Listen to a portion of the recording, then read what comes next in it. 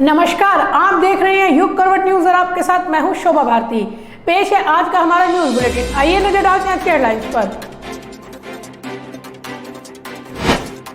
सिर्फ 12 घंटे में मोदी सरकार ने लिया यू टर्न, अब छोटी बचत योजनाओं की ब्याज दर में नहीं होगी कटौती। 45 वर्ष से ऊपर के लोगों का शुक्रवार से शुरू हो गया टीकाकरण। तीसरे चरण में टीका लगवाने के लिए अस्पताल में उमड़ी भीड़। समर्थन हासिल करने लोनी के पूर्व विधायक मदन भैया के घर पहुंचे किसान नेता राकेश टिकैत। मदन भैया ने कहा कि वे किसानों के साथ हैं। गुरुवार से उत्तर प्रदेश में शराब हो गई 10 से 20% कीमती। बियर की कीमतों में आई गिरावट। 1 अप्रैल से नया आबकारी सेशन लागू। और अपने खास अंदाज के लिए मशहूर सुपरस्टार रजनीकांत को मिलेगा इस साल का प्रतिष्ठित दादा साहेब फाल्के पुरस्कार। सूचना प्रसारण मंत्री ने की घोषणा। इसे चुनाव का असर कहिए या कुछ और, मोदी सरकार ने छोटी बचत योजनाओं पर ब्याज दर कम करने के फैसले को मात्र 12 घंटे में ही बदल दिया। अब छोटी बचत योजनाओं की ब्याज दरों में कटौती नहीं की जाएगी। वित्त मंत्री के इस यू टर्न पर कांग्रेस ने जमकर वार किया। प्रियंका गांधी से लेकर रणदीप सुरजेवाला ने वित्त मंत्री से इस्तीफे की मांग की है। छोटी बचत योजनाओं पर ब्याज दर कम करने के आदेश पर मोदी सरकार ने 24 घंटे के भीतर ही यू टर्न ले लिया है। वित्त मंत्री निर्मला सीतारमण ने गुरुवार को कहा कि सरकार छोटी बचत योजनाओं पर ब्याज दर घटाने के फैसले को वापस लेगी। उन्होंने ब्याज दरों को 31 मार्च को खत्म हुए वित्त वर्ष की आखिरी तिमाही के स्तर पर लाने का आश्वासन भी दिया। हालांकि इसके बाद कांग्रेस ने सरकार पर जमकर हमला बोला है। कांग्रेस का कहना है कि आप सरकार चला रहे हैं या सर्कस। जैसे ही वित्त मंत्री ने ट्वीट कर आदेश को वापस लेने की जानकारी दी, कांग्रेस के नेताओं ने ट्वीट कर उनकी आलोचना की। कांग्रेस महासचिव प्रियंका गांधी वाड्रा ने दावा किया कि विधानसभा चुनाव के बीत जाने के बाद केंद्र सरकार अपना अनर्थ शास्त्र फिर से लागू करेगी। वहीं कांग्रेस नेता रणदीप सुरजेवाला ने ट्वीट किया, मैडम वित्त मंत्री, आप सरकार चला रही है या सर्कस? आपको वित्त मंत्री पद पर रहने का कोई नैतिक अधिकार नहीं है। दरअसल छोटी बचत योजनाओं में निवेश करने वाले लोगों को झटका देते हुए सरकार ने बुधवार को पीपीएफ और एनएससी समेत लघु बचत योजनाओं पर ब्याज दरों में 1.1% की कटौती की घोषणा की थी। यह कटौती 1 अप्रैल से शुरू होकर 2021-22 की पहली तिमाही के लिए की गई थी। इसके बाद आज वित्त मंत्री निर्मला सीतारमण ने ट्वीट कर कहा कि भारत सरकार की छोटी बचत योजनाओं पर ब्याज दर वही रहेगी जो 2020-21 के अंतिम तिमाही में थी, यानी जो दर मार्च 2021 तक थी उसी पर ब्याज दिया जाएगा। ब्याज दर में सर्वाधिक 1.1% की कटौती 1 साल की मियाद जमा राशि पर की गई थी। इस पर ब्याज 5.5% से कम करके 4.4% करने का फैसला किया गया था। पुरानी दर बहाल होने के बाद पीपीएफ और एनएससी पर क्रमशः 7.1% और 6.8% की दर से वार्षिक ब्याज मिलता रहेगा। इसी तरह सुकन्या समृद्धि योजना के लिए 7.6% ब्याज मिलता रहेगा, जबकि पहले इसे घटाकर 6.9% करने की बात कही गई थी। 5 वर्षीय वरिष्ठ नागरिक बचत योजना के लिए ब्याज दर 7.4% बरकरार रखी जाएगी। बचत जमा पर ब्याज दर 4% होगी, जबकि इसे घटाकर 3.5% करने का प्रस्ताव था। ब्यूरो रिपोर्ट, युग करवट न्यूज। गुरुवार से देश में 45 वर्ष से ऊपर के सामान्य लोगों के लिए भी टीकाकरण शुरू हो गया है। तीसरे चरण में 45 वर्ष तक के लोगों के लिए टीकाकरण शुरू होने पर सुबह से ही वैक्सीनेशन सेंटर पर लोगों की भीड़ लगनी शुरू हो गई थी। आलम यह था कि कई जगह भीड़ को संभालना भी स्वास्थ्य कर्मियों के लिए मुश्किल साबित हो रहा था। कोरोना वैक्सीनेशन के लिए गाजियाबाद जिले में 93 सेंटर बनाए गए हैं, जिसमें 41 सरकारी, 36 निजी और 16 वेलनेस सेंटर है। ऑन द स्पॉट में ऑनलाइन रजिस्ट्रेशन कराने वालों को 50% प्राथमिकता के आधार पर टीके लगाए जाएंगे। गुरुवार से देश में टीकाकरण का तीसरा चरण शुरू हो गया है। तीसरे चरण में 45 वर्ष से अधिक आयु के सभी लोगों के लिए टीकाकरण किया गया। यानी पहले सिर्फ 45 वर्ष के उन लोगों का ही टीकाकरण किया जा रहा था जो गंभीर बीमारियों से जूझ रहे थे, लेकिन सरकार ने अब इस बैरियर को हटा लिया और आज से 45 वर्ष के आयु वर्ग के सभी लोगों का टीकाकरण शुरू कर दिया गया। गाजियाबाद जिले में भी वैक्सीनेशन के लिए 93 सेंटर बनाए गए हैं। 45 वर्ष से ऊपर आयु वर्ग के टीकाकरण कराने वालों की भीड़ सुबह से ही वैक्सीनेशन सेंटर्स पर लगनी शुरू हो गई थी। कई जगह भीड़ इतनी अधिक बढ़ गई कि लोगों का संभालना मुश्किल हो गया। अधिकतर लोग ऑन स्पॉट रजिस्ट्रेशन करवाकर वैक्सीन लगवाने के लिए लाइन में लगे हुए थे। हालांकि 1 अप्रैल से तीसरे चरण के साथ ही उन लोगों को भी टीकाकरण किया गया जो वैक्सीन की पहली डोज ले चुके हैं। ऐसे में स्वास्थ्य कर्मियों को एक साथ इतने लोगों को संभालने में थोड़ी मुश्किलों का भी सामना करना पड़ा। गाजियाबाद के जिला संयुक्त अस्पताल में सुबह से बुजुर्गों के अलावा 35 वर्ष से ऊपर आयु के लोग भी टीका लगवाने पहुंचे। भीड़ को नियंत्रित करने के लिए सभी सेंटर्स पर पुलिस की व्यवस्था की गई है। जिले में 41 सरकारी, 36 निजी और 16 हेल्थ एंड वेलनेस सेंटर्स पर टीकाकरण किया जा रहा है। 10 सरकारी केंद्रों पर सप्ताह में 6 दिन और 31 सेंटर्स पर सप्ताह में 3 दिन सोमवार, गुरुवार और शुक्रवार को टीकाकरण किया जाएगा। बड़े सरकारी अस्पतालों में 300 लोगों के टीकाकरण का लक्ष्य दिया गया है और अन्य हेल्थ सेंटर्स पर 200 लोगों का प्रतिदिन टीकाकरण किया जाएगा। यानी जिले में प्रतिदिन 18,000 लोगों के टीकाकरण का लक्ष्य रखा गया है। वैक्सीनेशन सेंटर पर भीड़ बढ़ने के कारण ऑन स्पॉट रजिस्ट्रेशन की सुविधा रहेगी, जिसमें हर सेंटर पर 50% ऑनलाइन रजिस्ट्रेशन और 50% ऑन स्पॉट रजिस्ट्रेशन कराने वालों का टीकाकरण किया जाएगा।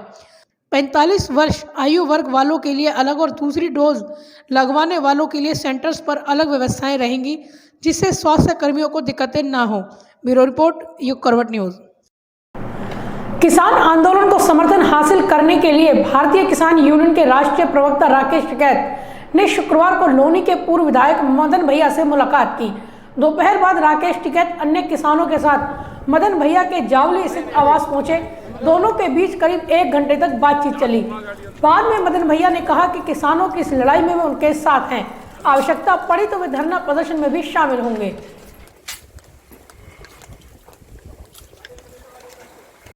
उत्तर प्रदेश में गुरुवार से शराब के दामों में 15 से 20% की बढ़ोतरी हो गई है।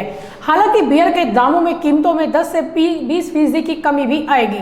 यूपी में 1 अप्रैल से नया आबकारी सेशन सत्र शुरू हो गया है, जिसकी वजह से शराब के दामों में बढ़ोतरी होगी। विदेशी शराब पर यूपी सरकार ने परमिट फीस बढ़ा दी है। वहीं यूपी में 21 वर्ष से कम उम्र वालों को शराब नहीं दी जाएगी और स्टॉक से अधिक बिक्री करने वालों के खिलाफ भी कड़ी कार्रवाई की जाएगी। उत्तर प्रदेश में 1 अप्रैल से नया आबकारी सेशन शुरू हो गया है, जिसका असर शराब के दामों पर पड़ना तय है। देश के सबसे बड़े सूबे में आज से देशी और विदेशी शराब महंगे दामों पर बिकेगी। नए वित्तीय वर्ष की शुरुआत के साथ ही महंगाई की मार कई क्षेत्रों में पड़ती दिखाई दे रही है। उत्तर प्रदेश में गुरुवार से शराब के दामों में असर पड़ना शुरू हो जाएगा। दरअसल प्रदेश सरकार ने दूसरे देशों से आने वाली स्कॉच, वाइन, विस्की, वोदका समेत अन्य सभी शराब पर परमिट फीस को बढ़ा दिया है। शराब से अलग अगर बियर के दामों पर नजर डालें तो आज से प्रदेश में बियर सस्ते दामों पर बिकेगी। यानी अगर शराब का दाम बढ़ा है तो बियर के दाम में 1 अप्रैल से कटौती हुई है। यूपी में अंग्रेजी शराब के दामों पर 15 से 20% की बढ़ोतरी हुई है, तो वहीं बियर की कीमतों में 10 से 20% की कमी आएगी। बता दें कि यूपी में 1 अप्रैल से 21 वर्ष से कम उम्र का व्यक्ति शराब नहीं खरीद सकेगा। योगी सरकार ने फुटकर शराब की बिक्री को लेकर सख्त निर्देश जारी किए हैं। तय सीमा से अधिक शराब बेचने वालों पर कार्रवाई होगी। साथ ही पर्सनल बार लाइसेंस को लेकर भी नियम सख्त किए गए हैं। सीमा से अधिक शराब मिलने पर FIR दर्ज की जाएगी। मूल निवास के लिए ही पर्सनल बार लाइसेंस होगा। इसके लिए 5 साल की ITR देनी होगी। गेस्ट हाउस, फार्म हाउस के लिए लाइसेंस नहीं मिलेगा। इसके अलावा देश में भी कई चीज़ों के दाम बढ़ गए हैं। देश में वाहनों के दाम, टीवी के दामों में भी करीब 2 से 3 हज़ार रुपये की बढ़ोतरी हुई है। ब्यूरो रिपोर्ट, युग करवट न्यूज़।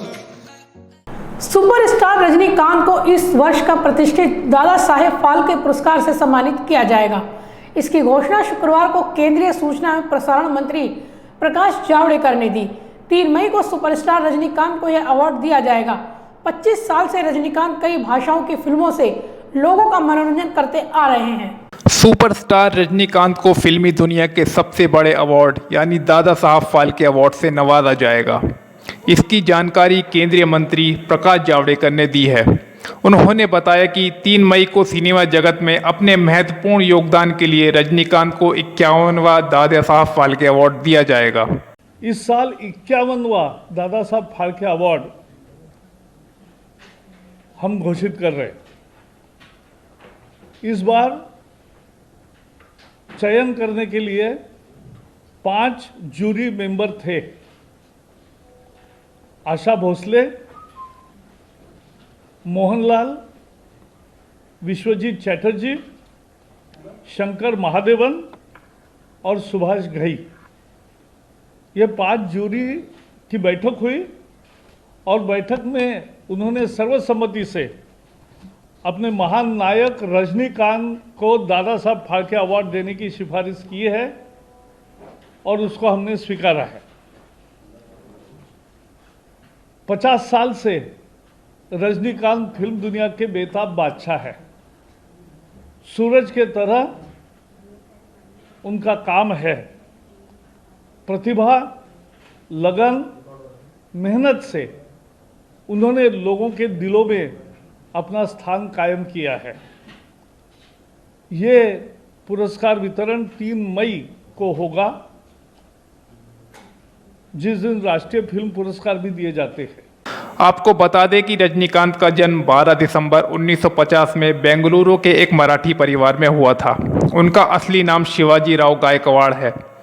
रजनीकांत ने अपनी प्रतिभा और कड़ी मेहनत के बलबूते पर दक्षिण में ही नहीं बल्कि बॉलीवुड में भी काफ़ी शोहरत कमाई। साउथ में तो उन्हें भगवान और थलाइवा भी कहा जाता है। उनकी इस उपलब्धि पर भोजपुरी गायक और भाजपा सांसद मनोज तिवारी ने उन्हें बधाई दी है। में मनोज तिवारी, और बहुत खुशी की बात है कि हमारे देश के एक ऐसे अभिनेता जिन्होंने अपने तमिल लैंग्वेज में फिल्म करके तो डंका बजाया ही, हिंदी फिल्म भी किया तो पूरे देश में, पूरी दुनिया में उसका डंका बजता रहा उनके अभिनय का। ऐसे रजनीकांत सर को आज राष्ट्रीय दादा साहब फाल्के पुरस्कार दिया गया है, घोषणा हुई है। इससे ज्यादा खुशी की बात और कुछ नहीं हो सकती कि रजनीकांत सर को दादा साहब फाल्के मिले। I am so happy and big congratulations to all of the fans of Rajinikanth sir. और मैं अपनी तरफ से, मैं बंगाल में हूं, लेकिन जैसे ही मैंने समाचार सुना मैं खुश हो गया। मैं थैंक्स करता हूं इंडियन गवर्नमेंट का, उन जूरी का जिन्होंने रजनीकांत सर को दादा साहब फाल्के पुरस्कार के लिए चुना। मैं समझता हूं कई बार ऐसा होता है जब सम्मान भी सही व्यक्ति के चयन में सम्मानित होता है, और आज वही समय है। रजनीकांत सर अभिनय की दुनिया के पूरा एक अध्याय है और मैं अपनी तरफ से उनके सभी फैंस को बहुत बधाई देता हूं। रजनीकांत सर को बहुत बधाई। रजनीकांत ने अपने करियर की शुरुआत 25 साल की उम्र में तमिल फिल्म अपूर्वा रागनगाल से की थी। साउथ फिल्मों में नाम कमाने के बाद उन्होंने बॉलीवुड का रुख किया और अंधा कानून फिल्म से बॉलीवुड में डेब्यू किया। उनका चश्मा पहनने का स्टाइल हो या हवा में सिगरेट फ्लिप करने का अंदाज, सभी को दर्शकों ने खूब पसंद किया। इससे पहले भी रजनीकांत को 6 तमिलनाडु स्टेट फिल्म अवार्ड से सम्मानित किया जा चुका है। साल 2000 में उन्हें पद्म भूषण पुरस्कार से भी नवाजा जा चुका है। ब्यूरो रिपोर्ट, युग करवट न्यूज़। गाजियाबाद जिले के जिला संयुक्त अस्पताल को गुरुवार से सामान्य मरीजों के लिए बंद कर दिया गया है। इस अस्पताल को एक बार फिर कोरोना संक्रमित मरीजों के इलाज के लिए आरक्षित कर दिया गया है।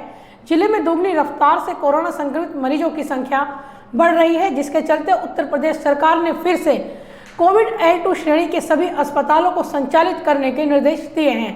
संयुक्त अस्पताल बंद होने के कारण अब मरीजों को इलाज के लिए जिला अस्पताल पर निर्भर रहना होगा। गाजियाबाद जिले में लगातार कोरोना संक्रमण के मरीजों के बढ़ने के चलते गुरुवार से संजय नगर स्थित संयुक्त अस्पताल को सामान्य मरीजों के लिए बंद कर दिया गया है। इस अस्पताल में अब फिर से कोरोना संक्रमित मरीजों का इलाज होगा। इसके लिए पूर्व में ही व्यवस्था कर ली गई थी। भर्ती मरीजों को भी जिला अस्पताल में रेफर कर दिया गया है। बता दें कि फरवरी के बाद मार्च में जिले में कोरोना संक्रमण के मरीजों की संख्या दोगुनी रफ्तार से बढ़ रही है। मार्च में 516 मरीज अब तक संक्रमण के आ चुके हैं, जबकि फरवरी में यह आंकड़ा महज 180 मरीजों का था। इतना ही नहीं, एक्टिव मरीजों की संख्या भी लगातार बढ़ रही है। ऐसे में उत्तर प्रदेश सरकार ने कोविड L2 श्रेणी के अस्पतालों को फिर से सक्रिय करने के निर्देश दिए हैं। जिले में पूर्व में बनाए गए कोविड अस्पतालों और कोविड हेल्प डेस्क को भी सक्रिय करने के निर्देश दिए गए हैं। इसी क्रम में गुरुवार से संयुक्त अस्पताल को कोविड L2 श्रेणी में तब्दील कर दिया गया है। अस्पताल में 100 बेड हैं, जहां पर ऑक्सीजन की व्यवस्था है, तो वहीं 20 वेंटिलेटर भी हैं, जिनमें 8 में बाईपैप की सुविधा है, 6 HFNC भी हैं। कोरोना संक्रमित मरीजों का इलाज शिफ्टवार 4 डॉक्टरों की टीमों द्वारा किया जाएगा। इस बीच वैक्सीनेशन का काम भी जारी रहेगा, जो परिसर में स्थित ट्रॉमा सेंटर में होगा। कोरोना संक्रमित मरीजों के लिए अस्पताल की दूसरी साइड से गेट बनाया गया है, ताकि टीकाकरण कराने वालों को दिक्कतें ना हो। बता दें कि गत वर्ष 22 मार्च 2020 को भी संयुक्त अस्पताल को कोविड मरीजों के लिए आरक्षित किया गया था। 3 फरवरी 2021 को अस्पताल में फिर से सामान्य गतिविधि शुरू कर दी गई थी, लेकिन 1 अप्रैल से फिर से सामान्य मरीजों के लिए अस्पताल को बंद कर दिया गया है। ब्यूरो रिपोर्ट, युग करवट न्यूज़। तो आज के लिए फिलहाल बस इतना ही। गाजियाबाद और आसपास की खबरों के लिए देखते रहिए युग करवट, और विस्तार से खबरों को जानने के लिए पढ़िए युग करवट न्यूज़पेपर। सब्सक्राइब कीजिए युग करवट। नमस्कार।